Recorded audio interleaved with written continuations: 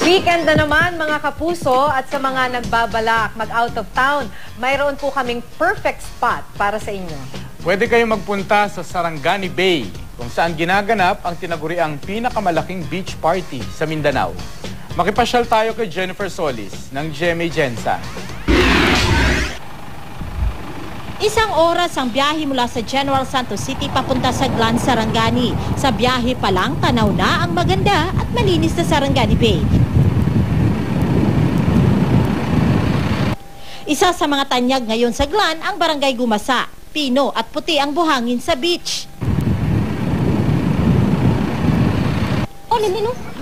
Iba kasi yung yung dagat, parang malinis, yung hangin.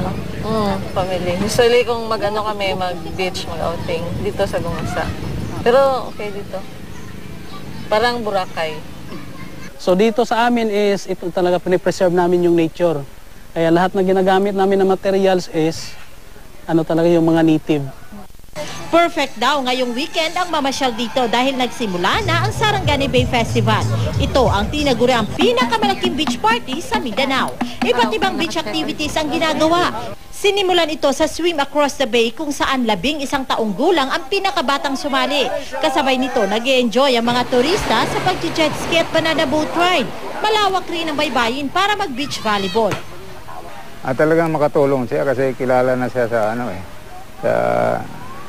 kasi ang mga bumibisita dito mula taga Manila, Cebu, kung minsan nagpabook dito direct from foreign countries.